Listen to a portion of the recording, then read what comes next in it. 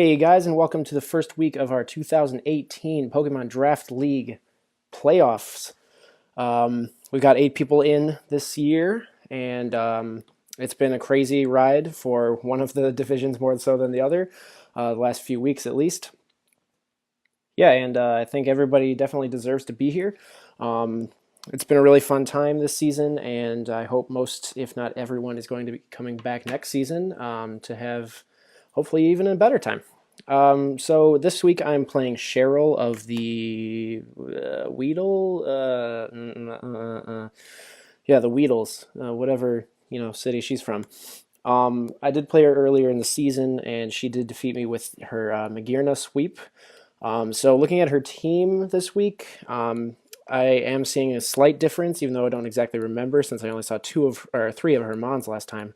But I think the Hippowdon is new, and maybe the Meloetta. I think she had Keldeo and definitely had Chandelure last time. But I didn't change my team up too much because I didn't really have a chance to see what it could and couldn't do against her last season, or last time we battled. So let's just get in here and I'll give you the play-by-play.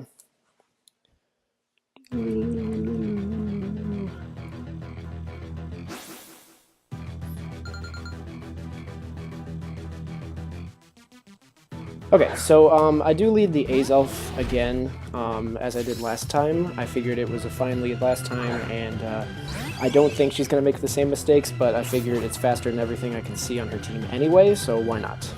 She does lead the Pangoro, and I know it doesn't have Pursuit, so I just go for a U-turn here, get some damage off, and I'd go into Quillfish, because I know it can pretty much tank anything this guy throws at it, resisting the fighting type and getting the Intimidate off. So she goes for a knockoff, and holy hell, it does like 30 or 50% of my health. It's insane, and now I don't have any healing. So that really sucked balls. Didn't expect it to do that much, but I can assume that she's banded here. So I do outspeed, actually, and I go for a Thunder Wave. She doesn't, unfortunately, get paralyzed this turn, but she does go for a fucking Thunder Punch. And outspeeding again, I do just go for Destiny Bond. Might as well take this thing down. It doesn't look like she's going to be switching Magearna in to try to set up on Quillfish as she did last time. And frankly, Pangoro's the only thing that this Quillfish really needs to take on her team. Can't exactly do that well against Beedrill. It has Drill Run. And everything else is pretty much special, so that's not the worst thing, actually. 1-for-1 for Quillfish is fine by me, and it does let me bring out my Audino here as she switches into her Meloetta. The Meloetta was a pretty big problem for me in this battle. She does go for the Focus Blast, which fortunately for me does miss as I go for the Light Screen. Audino this week was not Mega. I was hoping that would catch her off guard a little bit, but it is dual screens with a Light Clay, and it does have Regenerator for that healing, so it doesn't have to rely on Wish. So I set up the Light Screen, and I switch out into Zapdos here, who takes like no damage at all. It's like 8 damage or something. And after leftovers, I'm going to be almost at full. Unfortunately, I do get the special defense drop, which kind of sucks. But thankfully, she does switch out into her Hippowdon, trying to catch an electric attack. I did consider going for Discharge, thinking she might switch in Magearna again, but I decided against it and just went for the Heat Wave, hoping to catch Hippowdon here, and hoping to get the burn, which I actually don't get, which is really unfortunate. So I'm going to take some damage from the Sandstorm, and he's going to heal up a little bit, I'm going to heal up a little bit, and I actually come out way ahead here. I go for Roost, just to get rid of my flying typing. I have some damage, so it is actually going to work and get rid of my flying type, so I wanted to see if she was going to use an Ice Fang or a Stone Edge, and she actually does. So I'm able to see that move coming out from Hippowdon without actually taking the super effective damage. So that's nice to know. I know Ice Fang isn't as accurate as it could be, and it's not actually as powerful as like the Fist moves, and definitely not as powerful as Stone Edge. So I know that I can take a few more, but I decided to switch into Audino here, knowing I can take an Earthquake and then set up a Reflect. The Earthquake's going to do about 30%, and with the Sandstorm it's going to go down to about 40% damage on me, but with the regenerator, it's going to be fine, and I actually do outspeed so I can get off the reflect before I get hit by another earthquake. So that's really good. But she actually just goes for the stealth rocks here, which isn't too bad for me. This entire season I haven't really been concerned with hazards being set up on my side. My team is basically built to come in once at the very end and sweep the rest, with everyone else being here just to weaken or take out the major checks. So stealth rocks aren't really an issue for me. But I do switch here into Crocodile. I have a Moxie set because I didn't really anticipate needing Intimidate for any of the things Crocodile would come in on. It might have helped here against the Hippowdon, as I do take a bit of damage from the Earthquake, but in the long run I figured that having Moxie would be better, as I'd be able to potentially rack up a few KOs, and if I got those I'd have the added power I needed to take out some other things. But I do switch in and get off the Toxic here. I really wanted this thing to be weakened, and I'm pretty sure she doesn't have any clerical support. I know this thing's going to take a few hits to knock down, so any way I can help and limit the amount of time it can be in here is good for me. So I get the Toxic off. It took a lot of damage, but overall it's not the worst thing. And I do switch into Buddy here, hoping that she'd go for an Earthquake, but maybe she predicted that and went for an Ice Fang, probably actually predicting Zapdos. But I do actually get frozen, which was a huge disappointment at the time. But thankfully with the Reflect up, it's not going to do that much damage actually. And luckily I do thaw out this turn as she withdraws the Hippowdon and goes into her Meloetta, which is what I assume is the main check to my Azelf here. Go for the Psychic. I assume she can switch this thing in, but I really can't afford to not try to hit the Hippowdon as hard as I can. So it does hit, and I just switch into Crocodile here, hoping she'd go for Psychic, but assuming she would go for a Shadow Ball, which I would resist in the end. So it does more than I anticipated, because she does get a crit here, which I think actually does matter in the long run. I think I could have taken 2 Shadow Balls, and definitely would have been able to KO with a Pursuit as she switched out. So that's actually super bad. That might actually be a pretty big turning point in the game for me here. But she gets the KO on Crocodile, and I switch into Azelf again. I know I can just go for a U-turn, do I think it was like 70% of her HP on that with its super effective hit, and hopefully switch out into something I can take Shadow Ball from it. But she does bring out the Hippowdon here, and he's going to take the U-turn, which I'm fine with, because any turn Hippowdon's out here taking poison damage is fine by me. And Azelf is going to get out of there. Buddy the Azelf, what's your favorite color? Sorry, I haven't said that yet this match. I've been pretty focused on commentating what I've had to say. I haven't been saying his name. And I bring out Can't You See Coon the Audino just to try to set up screens as the Reflect actually wears off this turn. So pretty much my goal was every time Hippowdon came out, I was going to bring in Can't You See Coon to set up the Reflect, and then to either Wish Pass or just switch out for the Regenerator.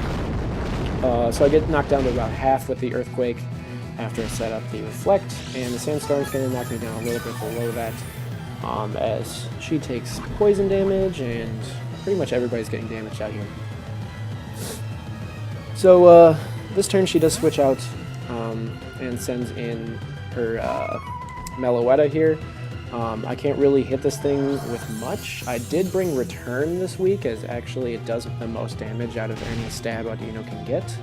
And it actually would have done about 80% to the Meloetta. Of course, she didn't know that. I never actually use Return, but I don't want to take an attack here and potentially lose Audino with a Focus Blast. She does miss again, which is unfortunate, but as we saw last time, it's going to do maybe 20 damage to Zapdos, as I switch it in and do get the Wish, bringing me up to 100% as she takes Sandstorm damage. This is going to force her to switch out, and I assume it's going to be into the Hippowdon again, as she did last time. So I am going to go for another Heat Wave here, knowing I can't get the burn, but it is just going to do a pretty good amount of damage, something like 30% maybe, as luckily the Sandstorm does fade away that turn, so she's not going to be able to set it up here without switching out. So she takes some more poison damage, and she looks like she might be within KO range of Heat Wave, But unlucky thing number 3 or so far is that she survives with, I can't imagine is anything more than 5 HP, and does get off the slack off. It's not as terrible as the crit on Crocodile, as it is going to force her to stay in and take some more poison damage. And I can outspeed every single time and hit it with a Heat Wave. I'm at full, so I can take a Stone Edge too, even with the flying type. So basically, unless she plans to stay in here and slack off indefinitely, I am going to have the lead here in this matchup. So I'm just going to go for a Heat Wave over and over, knowing that every turn she's going to take almost double the amount of toxic damage that she did the previous turn.